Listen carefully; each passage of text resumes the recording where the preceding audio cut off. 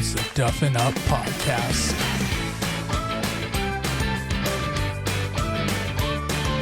All right, Duff Daddies and Duff Mamas, we have on a very, very special guest for you this week. This man has used his love of hip-hop and his love of golf and combined them into one amazing thing that is, I know, has helped me at least play a little bit better and has fixed my dusty swing a little bit. Not too much. I still suck, but I'm sucking a little less. We have on the co-founder of Drive Box Golf and the co-host of the Far From Par podcast. Please welcome on, everyone, Jake Hutt. Jake, how we doing tonight, man? We're doing good. I appreciate the intro there, boys. Absolutely, man. Talk a little G. Let's go. Oh, dude, we got to go. First question, though, I have to say, how do I take your lovely, lovely raps and just flip them on the other side for lefties? Because that's all I need. Can we get one rap just about, or have a guest host and just bring in the lefties? That's all I need. That's all I need. That's a great question. I've been asked that so many times, and I feel so bad for all the lefties out there. Essentially, I would just have to redo everything. You know what I mean? Like, I'd have to redo the song. I'd have to redo filming it. Mm-hmm. I mean, the easiest way as a lefty is just to, it's like, you got to crunch a little numbers and just, okay, what's the opposite of that? And I mean, it's like, it's fucked. So I owe the lefties some love for sure at some point. No, Jacob, I think that's a little bit too much work. I understand last podcast, you know, how we're going through the golf ball rollback kind of controversy. I think we should just totally rid the game of lefties. I agree. There's nothing good that comes out. I don't agree. I don't agree at all. I don't agree. See, Jake, I was going to talk to you about my love of Cleveland wedges, just like you, and we were going to have a great time. But now you're being mean about lefties, and now I don't know how I feel. I in reality, I played hockey lefty. I wish I would have played golf lefty. It would have made a whole lot more sense. My lefty swing is way sicker than my righty swing. I just can't hit it nearly as far and play as well because I've never done it. But My brother, who's the firefighter, he always keeps a lefty club in his bag, just for when he's in those tight lies up against a tree in the woods. It's useful. It certainly can be. Oh, I've done the polar opposite. I've just asked my dad, like, I'll be like, can I use your righty club real quick? He's like, that's illegal. I'm like, it's just me and you out here. Can we just have some fun? Oh man. But Jake, I definitely wanted to talk about, you know, getting into golf. So we know that you are a PGA professional. We know that you've been working in the industry, but how did you get into the sport that we all love and hate at the same exact time? Yeah, I mean, I grew up playing. My dad played. There's no crazy story here. I mean, I've been playing forever, not taking it seriously. But you know, I get dropped off when I was a kid. When I probably started playing when I was, I don't know, 10 or 11. And yeah, I mean, you know, during the summers, just go play all day as much as I could, and then started taking hockey more seriously, and golf, you know, didn't have a whole lot of time for it. So I didn't really start getting serious about it until I graduated. I should say all the guys in the hockey team, the college team that I played for, we all worked outside services out in Rhode Island in between seasons. And kind of fell in love with it out there. All the Bruins guys would come down and play, and it was just a really, really cool place to kind of fall in love with the game. Really, my first golf job, it was at Newport National in Rhode Island, and there we go. The head pro there was just an incredible dude, probably my biggest mentor, and the reason why I'm in the golf industry.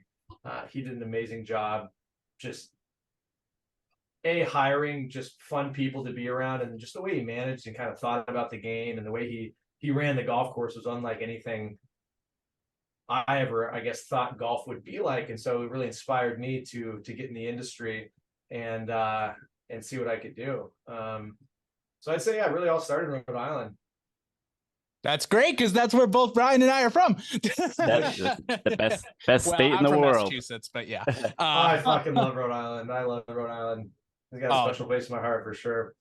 Oh man, it's the Smallest best. state, biggest heart, for sure. Yep. Best place in the summer in New England. You cannot So good. tell me otherwise. I love the beaches. I love everything about it. But It's the best. Calamari, great calamari. Point Judith is whenever I'm like just growing up, obviously calamari is I don't know how official it is, but it's the official state appetizer of Rhode Island. Oh, is that right? And I don't know, like Delicious it's treat. one of those things where it's like National Cheeseburger Day. Like it's kind of like one of those like official, unofficial. Love it. It's not recognized by the government, but basically it's caused growing up, born and raised Rhode Island, and it's caused me to be a real snob in regards to calamari elsewhere. I'm like, especially when they put on the menu Point Judith calamari or Rhode Island style calamari. I'm like, this is like it's I the didn't only know that time was I'm a like thing. this now. I didn't know that was a thing. I wish I would have known that. I would have crushed more calamari then. I looked out for the Point oh, Judith. with the Point Judas style too, you get the hot cherry peppers right on it as well, and it makes a nice little. Oh, it's delicious. It's very unhealthy, but it is fantastic. And Tasty then treats. yeah, you got Iggy's Clam Shack right there too. With you get those clam cakes in there as well. So again, amazing state, fantastic, best state in New England during the summer. During the wintertime, it gets a little chilly. Easily. The Cape Cod golf guys will be after you saying that. God, don't even start. Don't even All start. right, that's a wound that you can't heal anyway. Jacob, where are you now? Where are you looking? I live in Redwood City, California, which is about 20 miles south of San Francisco. Right near about 5-minute drive from Stanford University. And yeah, about 20 miles north of San Jose. So right in between San Jose and San Francisco. There we go. Right Brendan and I will be there in June. We will. We're playing in a golf tournament out there, so I'm very excited about golf, that. Save par. Where are you playing? Shorelines. I don't know if you've ever heard it. Yep. So we're excited about it. I'm playing Half Moon Bay as well. So that's like a little checkbox right there. So we're doing the ocean course invite there. You did get the invite. You just could. No, not technically. It was the foursome was already full. How long are you guys down here for? Both of us get in on June 1st, and I'm out June 4th, and he's out June 5th. So very excited. You got some good courses to check off down here. I definitely recommend definitely trying to get out a couple more places if you can. Some good tracks out here. Oh, for sure. 100%. That'd be oh yeah. So we're definitely playing that Friday. I'm playing Half Moon Bay, and then we might play Shorelines as well, that for Twilight, but we might play another. They're talking about playing another course too. And then the tournament's on Saturday, and you don't need to play Shoreline twice. You can play Shoreline once forever, and that's enough. That's awesome. You'll have fun. A lot of goose shit. Oh yeah. No, that sounds amazing. But yeah, so we definitely getting into golf, getting into, becoming a PGA professional, kind of what made you go from that step? I know you mentioned you were playing hockey, you got very serious into hockey, you decided after that, what kind of got you back into the game of golf, and then obviously going from there, becoming an assistant pro at Newport National, and then going on to being a professional as well. Yeah, so I wasn't an assistant pro at Newport. I just worked outside services, just scrubbing clubs and carts. Even better, you were one of us. That's great. That's what I did too. Yes, sir. I loved it. And so after I graduated, it was either bum around in the minors or figure out something else to do. And I knew I wanted to teach. I love teaching. I love reading about the golf swing. Selfishly wanted to get better, obviously. So I started working at Stanford. That's where I did my apprenticeship. And in order to teach there, you had to be part of or signed up for the PGA program. So signed up, took the test that I needed to, and was able to start my teaching business there. Shortly after I started, shadowed a bunch of people, and went through the things that I had to do, and then just started teaching and figuring it out, and gave a ton of terrible lessons like anyone does who starts, and slowly figured it out. And it's been it's been a really fun journey. No, Yeah, now was this even in your I know you grew up playing different various sports. Was this even on your radar as what you'd be No, doing? no, not at all. Not at all. It was really being at Newport National and kind of just seeing, just being a part of that culture there, and seeing just what it's like working at a golf course. I loved all of it, and so that's really, it kind of hit me there.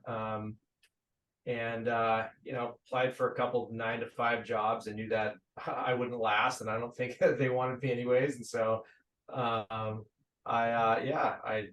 kind of just teaching golf was I loved it, still do. And so that's kind of how it happened, I guess. Selfishly, again, wanted to get better myself, and started just reading a lot about it, researching a lot about it, and experimenting with things. And obviously, it's not great for your own golf game, but certainly makes you a better teacher when you're equally, if not more, interested in all the different types of teaching methods, and all the different rabbit holes you can go down, as we all know in golf. It's a I was fascinating gonna thing. say, I constantly standing over a putt, standing over a chip. There's just YouTube videos going through my head the entire time, and it's Yep. like, and they all contradict each other. Like Oh, yeah. there's no standard way to hit a golf ball, and so of course I'm just trying to, like, that's, if you ever watch my swing or how I play, it's very much homemade. Or just a Frankenstein of just various 8 billion YouTube instructors, videos. various instructors, YouTube videos, and just what works.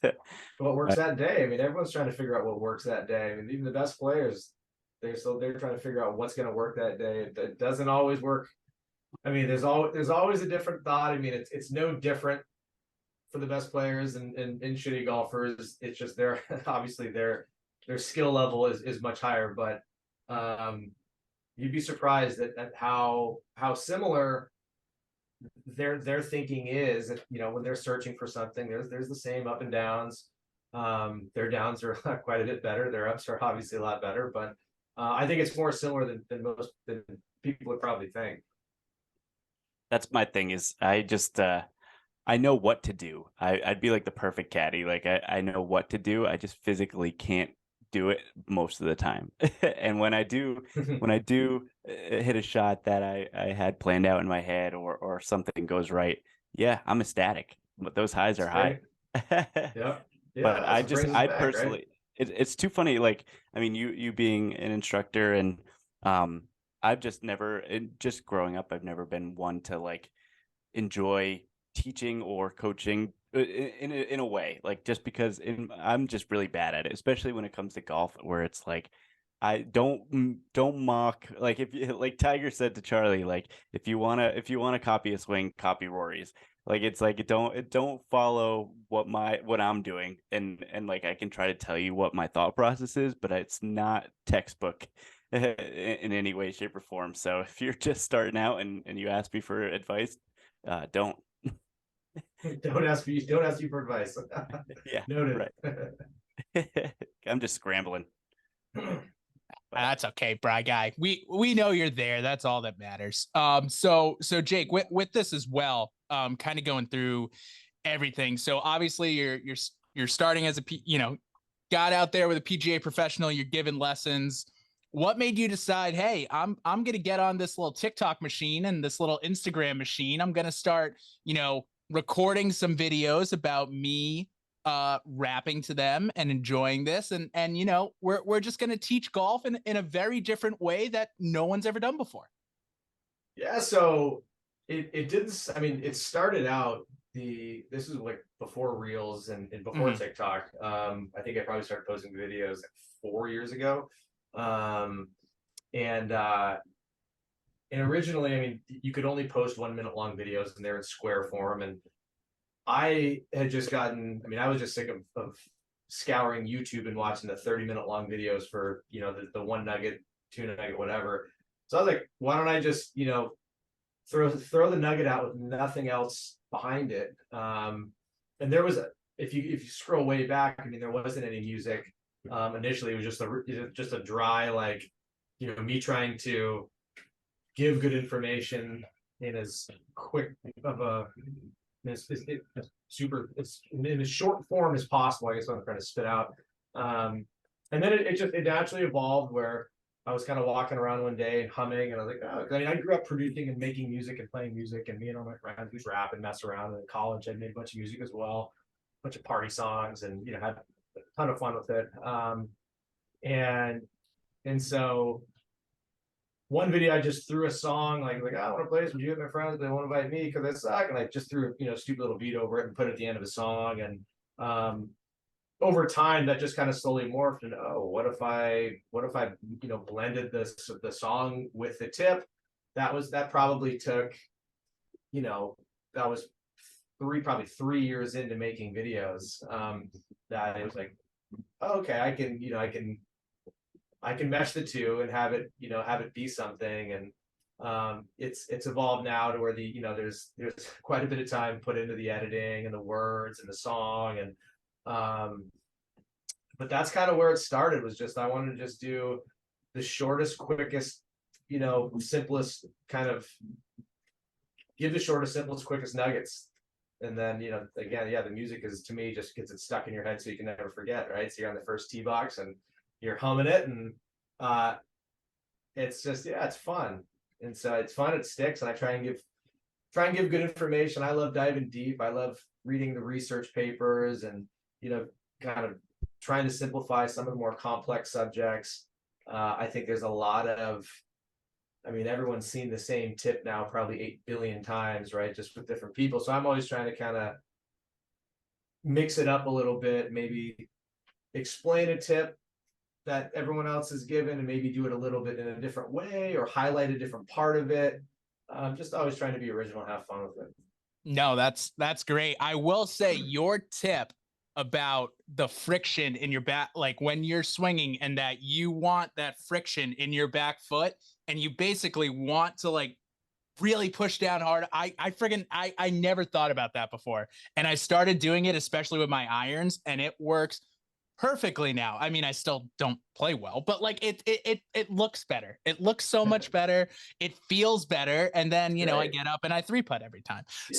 So we still have those areas, but I think I totally agree with you that your songs get stuck in my head when I'm out there, and I'm just sitting there and I'm like, oh my God. Like I literally have Jake Hutt in my head right now telling me exactly how to swing.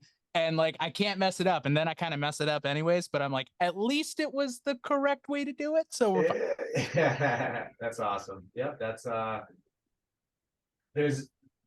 love just thinking about that moment. Cause we've all had that tip, right? Where someone, I remember for me, like, you have like one of those like light bulb moments and you're just like, oh my God, like that was so fucking cool. Like it actually worked or something changed. And like, it's such a, like we can all as golfers relate to, that one tip that, and maybe it only lasted a day, but you went out and it just worked amazing. And, rarely does it work 2 days in a row. It's just, that's the way it works. The weird game we play, but it pumps me up just thinking about, other people's reactions and a tip like, oh, I never thought of it like that, and going out and, working for a day or for a shot or 5 shots or whatever. Super cool. No, absolutely. And I couldn't agree with you more that like, I would say when the golf YouTube kind of, the on-course YouTube guys really started up probably like 2015, 2016, there would be like 20-minute videos, and like, it would be right at the end. I would be watching and I'm like, oh, so I just watched 19 minutes of nothing and now I know. Like, so it's just like, it was so much easier just having like the 30-second clip, the 1-minute clip, exactly what you were saying, where it's just like, no, this is what you do, and then go out and do it. So yeah. I do think I think people have finally kind of caught on to that. And also like, we're all millennials and some Gen Zers, we have 0 attention span. So you really got to just grab them from the start. And I think your videos do that perfectly. Thank you. Yeah, I mean everything's real now, right? Everything is 30 seconds, 60 seconds. So it's someone figured it out. I know. I gotta go back and I gotta go watch Chris Shields again or Rick Shields and just be like, oh my God. Like I used to watch these religiously and now I can't even pay attention. Like, Chris, oh my God, what's the guy he's also English. So I used to always get Rick Shields and Chris, and I forget his name, and hopefully he Ryan, doesn't. Chris Ryan, yes, Chris, yes. he's good. So I always would watch them, and they would exactly what Brian said, like totally tell you like completely different things. And I go out there and I'm like, okay, who's right today? Exactly. Let's find out. You got two British guys on your shoulders. Literally, and they Essentially. have the same like Rick Shields has like the Yorkshire accent, and then Chris Ryan's got like the more like posh like London accent, and I'm just sitting there and I'm like, oh God, who am I listening to today? I really can't. I love like British accents, but Rick Shields, I don't know. It's like very phlegmy and mucusy. I don't like listening to Rick Shields. Damn. Great content he puts out. Hopefully But he's not listening to. Well, I mean, I know he's not. Neither of them are listening to this yeah, podcast, but Rick, if you're listening, Rick, I don't like your voice. And you could probably say the same to me. My voice is oh, pretty Duffin up, monotone. burning bridges left and right. Let's go. Love it. Bridges we don't even have. London Bridge is Yeah, falling down. unfinished unbuilt bridges, and we burn them down anyways. That's great.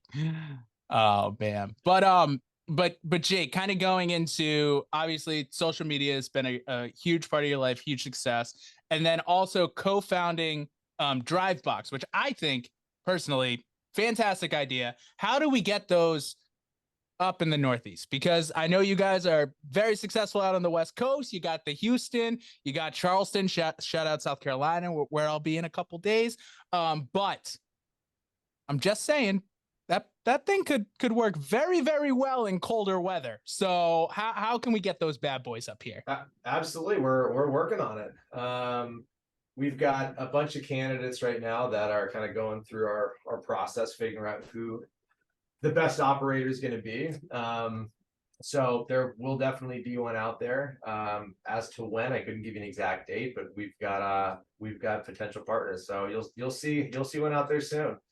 That's Man, that's that is fantastic. needed. That is needed up here. I mean, we're just starting to get like, obviously, I mean, it's probably nationwide, but the big boom on golf simulators, which is long overdue, especially over here Oh where yeah. where it's cold. And yeah, I mean the fact that like it's kind of like a traveling circus. That sounds kind of derogatory, but it's the fact that it's like get up and go and they come to you.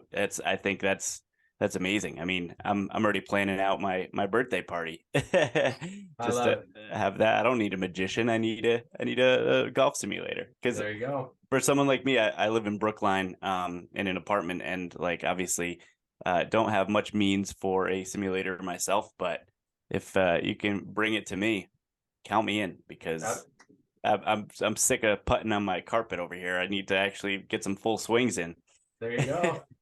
That's what we're trying to do. So Yeah, I've, absolutely. That's great. But kind of going back to the original not the original thing, Jesus. Kind of going back because I skipped over to make a funny joke.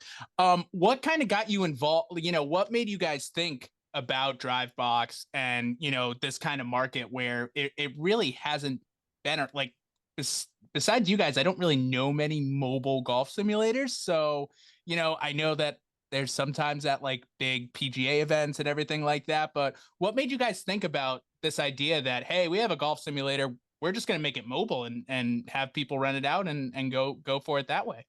So my co-founder Adil, he had just gotten into golf. He's maybe 2.5 years into playing. Lives in San Francisco.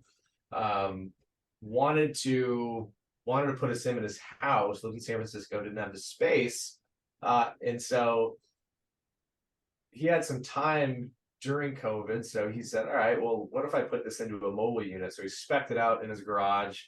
Took a couple of months doing that. How high, how wide, and he got a prototype up and running. He got the prototype up and running, started driving it around, testing it out, saw people were having a lot of fun with it, and thought, why don't I just turn this into a business?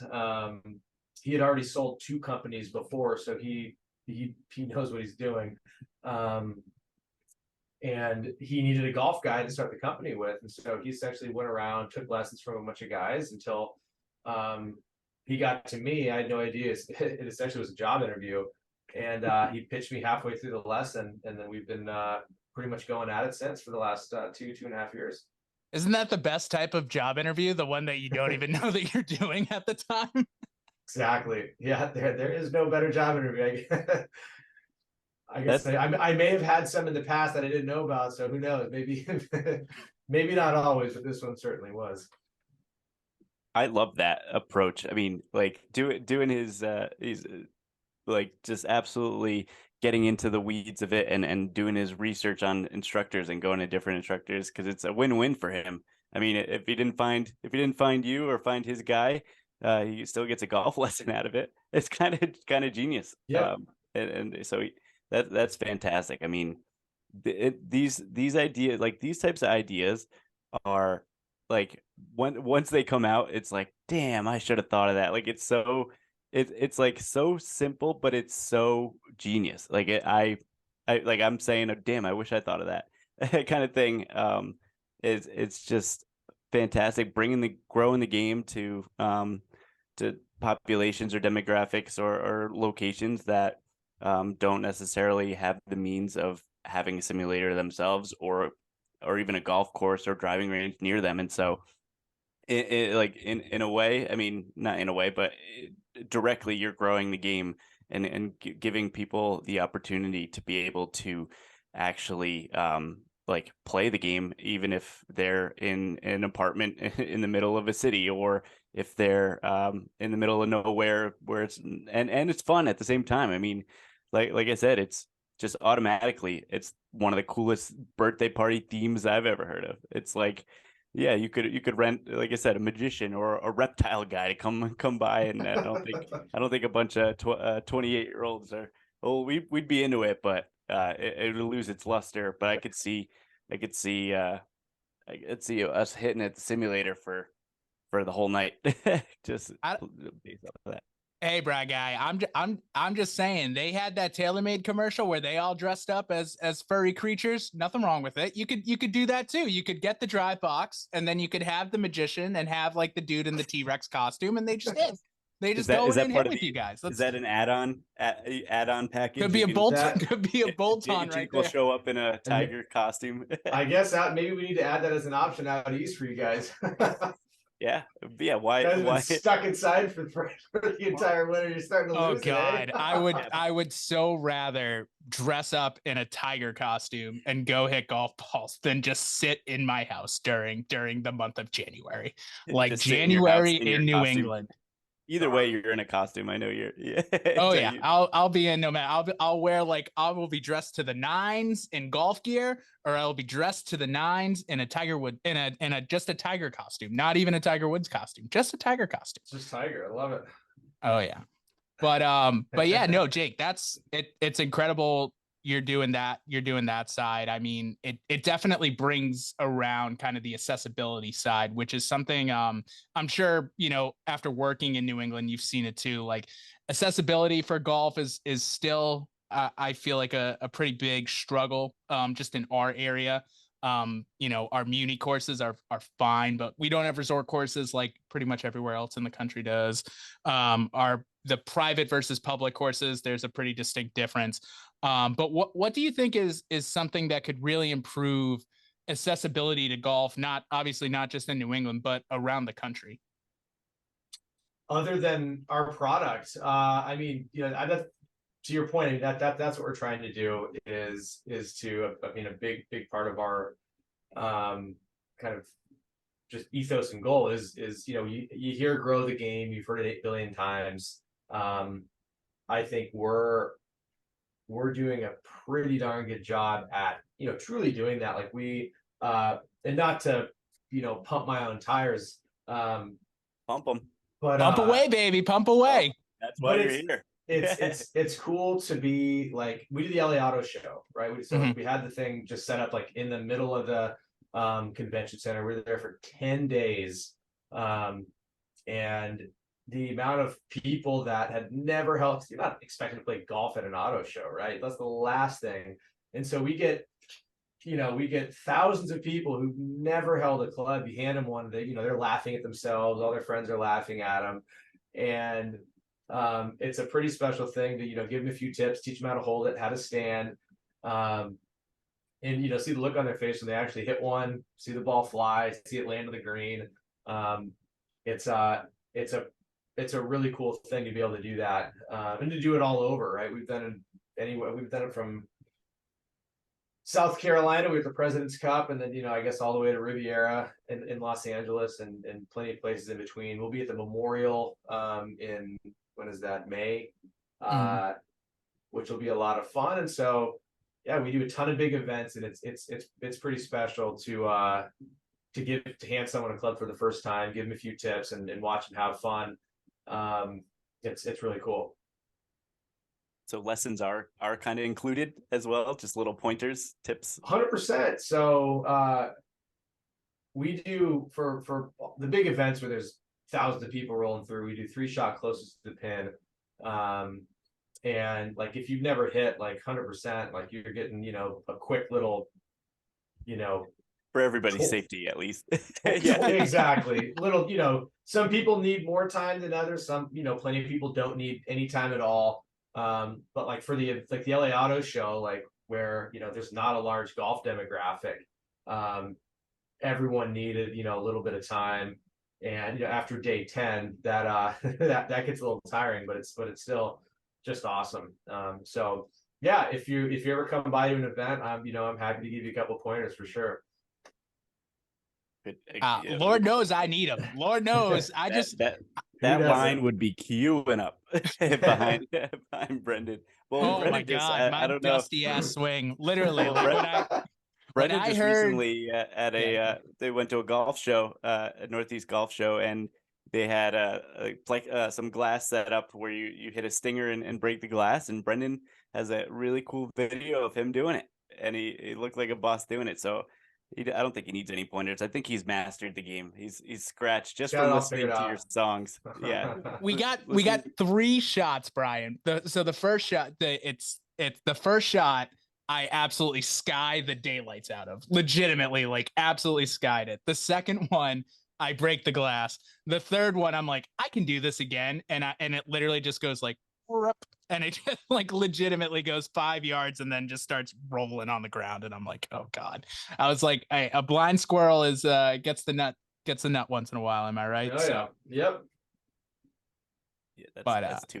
But sure. So like with this, I mean, with everything, your career with this company, what's like one of the cooler experiences that this whole has enabled you to be a part of? Like you were saying, you've been to like the President's Cup and all that. Like what are like some of your highlights that like you're most proud of, or you just thought were the coolest? It could honestly be a kid's birthday party. You're like, that's the coolest event I've been to. But like what's some of your favorite things that this has enabled you to do?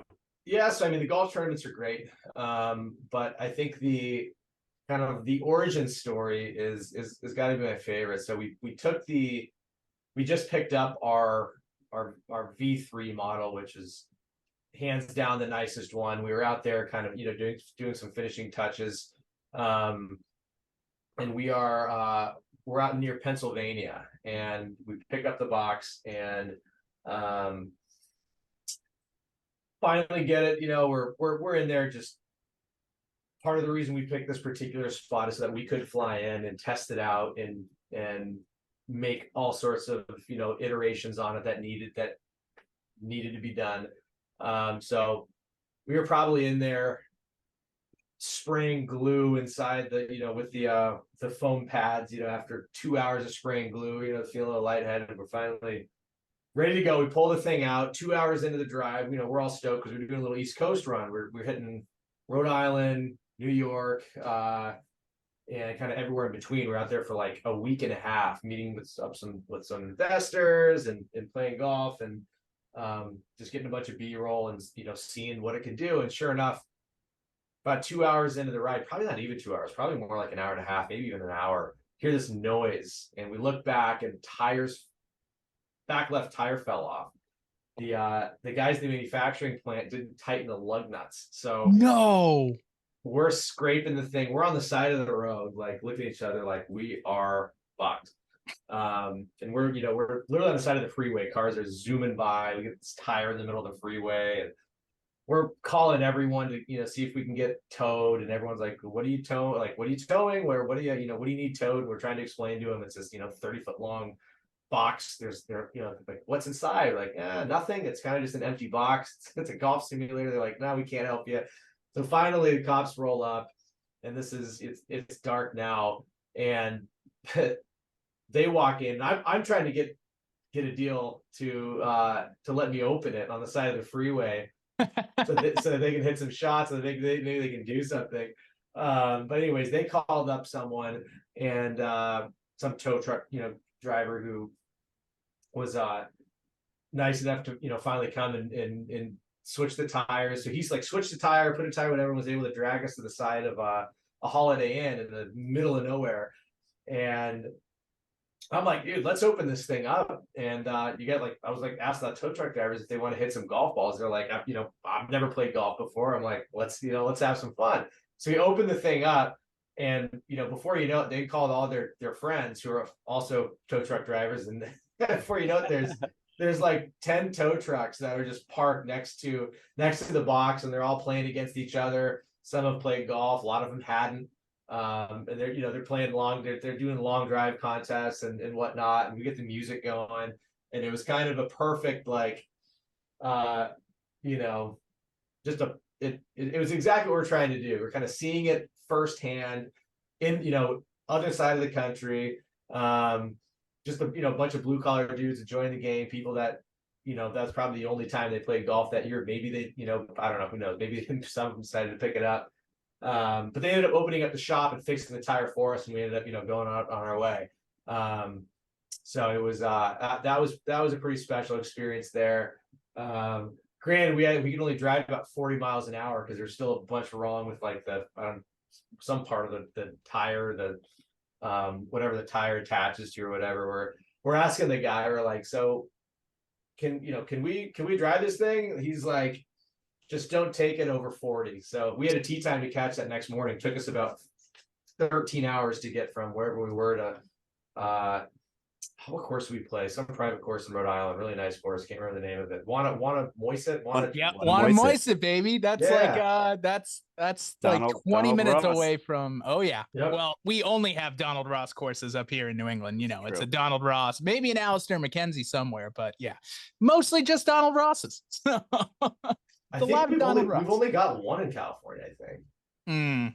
Yeah, but you guys have like unbelievable. Or we also now have Donald Rosses that have now been refurbished by Gil Hanse. So that's all the rage now too. So Gil Hanse is everywhere. He's got his hand and freaking his mitts on just about. He just redid Lake Merced out here, which is an absolute gem. I always get him confused with the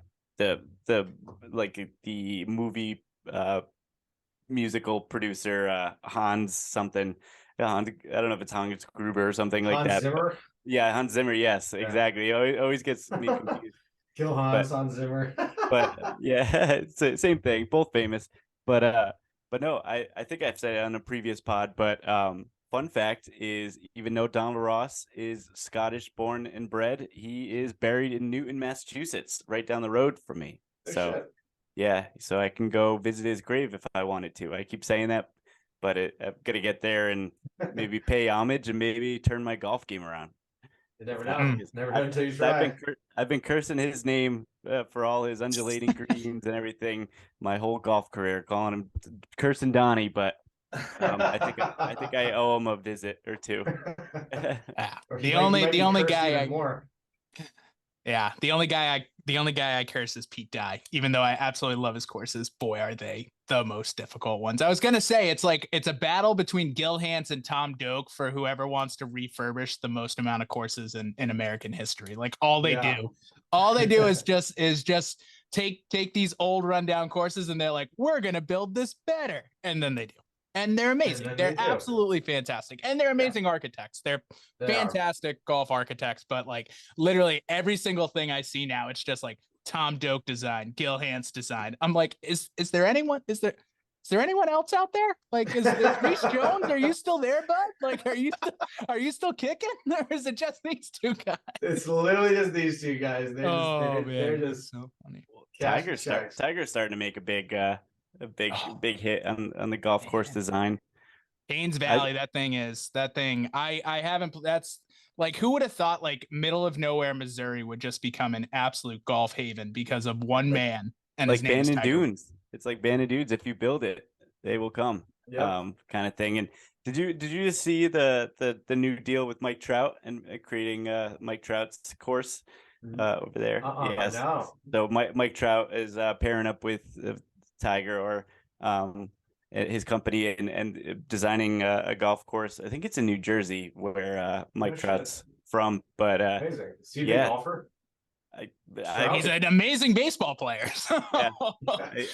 I'm sure just like all pro athletes just pick up a club and it is already a scratch golfer immediately. But yeah, I thought that was an interesting collab. Very interesting. I hadn't heard of that. That's awesome. I gotta look into that. Yeah.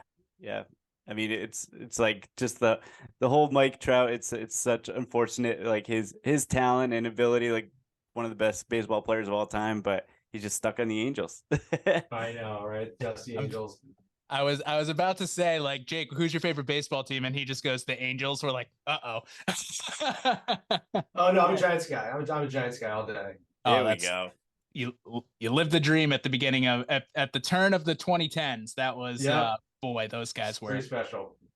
Boy. Yeah, thanks for Pablo Sandoval for a hot second. Thanks thanks for Pablo Sandoval. No, thank you for. Are we still paying him? I feel like he's probably. We probably are. I feel like he's our Bobby Bonilla. We're just gonna be paying him until like 2070. Ever. Yep. Yeah. Oh man, that large, but he's great in a Giants uniform. He went back and was picked back up where he left off. But something about it. Yep. Yeah, Panda wasn't set for Boston, I guess.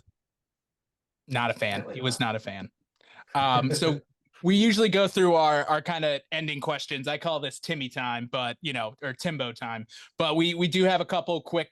We do have some golf related questions and some not golf related questions. Shoot. But we do start off with, do you have any holes in one?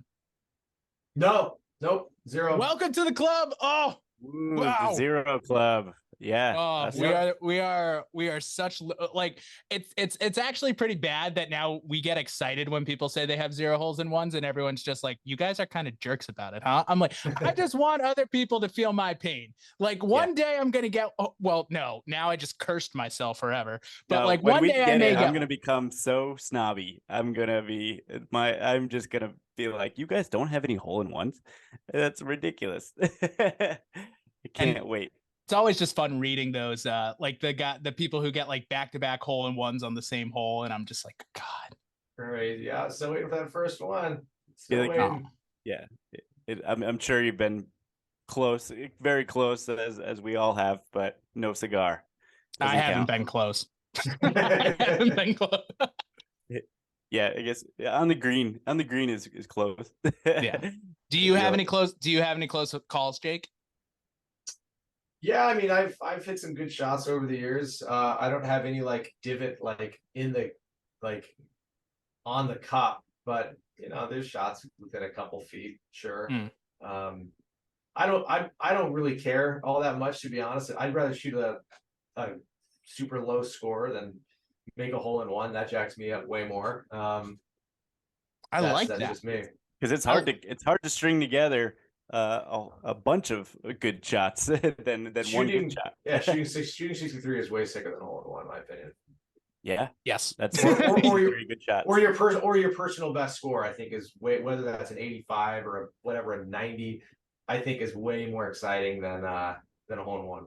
I like that because it's like it's one shot for a hole in one, right? Like you have one amazing shot, but it's complete luck. I mean, it's like, and it's always going to be when we're shooting like a sub 100 round. It's going to be like 6, 7, 8, 1, 4, 5. Yeah. It's gonna be when you least expect it, and so I'm still chasing aces. Because I've never felt that feeling. Obviously, we haven't felt that feeling, but yeah, Mutual. Yep. I've definitely the focus is breaking 80 consistently, and then if that one ace comes through, I wouldn't hate it. You're not gonna hate it. Well, I would know. I would know. Oh Yeah, man. right. I know. Um, I was saying that like my girlfriend's dad just got a hole in one a couple weeks ago, his first one, and we were searching all the different golf company Titleist, Callaway. They like if you send them an email or whatever, they'll send you like a gift, whether it's like a bag tag or Yep. even like a custom plaque. And so I was going down this rabbit hole of looking at all these different companies, and it was all new to me because I've never even sniffed the like the Haven't possibility got of down that having rabbit to. hole yet, huh? Right, yeah, exactly. So I unlocked a whole rabbit hole that I didn't even need to be in because it wasn't even for me. oh But man. One day we're all gonna get those. I have a feeling we're all gonna get those lovely little gift bags from whatever company we're working for or whatever company we got. I know Jake, you play Strixon and Cleveland, so you're gonna be getting that. You're gonna be getting those beautiful gift bags from them. That's all that matters. We do have question number 2. Again, another golf related question. You are stranded on a deserted island for 1 year. You have unlimited golf balls and you get to bring one club. What club are you bringing? 3-iron. I like it. See, yeah, I like that. I like that. Just All want to day. hit the stingers all day. Yeah. it's not only 100%. is it rare to have a 3-iron for the most part, it's very rare. I love that that's your. Is that your like favorite club in your bag, or is it just one that you would use on a deserted island? I'd say 3-iron is definitely my favorite club. 3-iron, 2-iron. And it would be I've got this old Nike VR 3-iron that I'd probably bring with me. Love that. It's just Trusty. that tiny little. Like Rory used to rock those. There's something about like if you got one club, you want it to be small, right? You want it to be extra small. So I've had that one laying around forever. It's just like one of those clubs that you just have forever. You love. Sorry, Strixon. I love you too. I love their utility iron is fantastic, but that Nike VR is something about it. Well, it's like it was what's that called? The in Full Swing, like Joel Damon, like Gino has like 20 of those, whatever company it is, like 3 hybrids or 4 hybrids, because Joel loves it so much. And he's like, they stopped making these like 4 years ago. And I have to go on like Craigslist and like all of these places just to find them, just in case like it ever gives out. And he has like 10 or 20 of them just like stored just in case Joel like ever needs it. I'm like, damn, like, does PXG get mad at that, or do they just like absolutely respect the hustle? That's my kind of doomsday prepping right there is stocking up for a potential loss of a golf club. I love that. 20 hybrids sitting in a garage. So good. Great.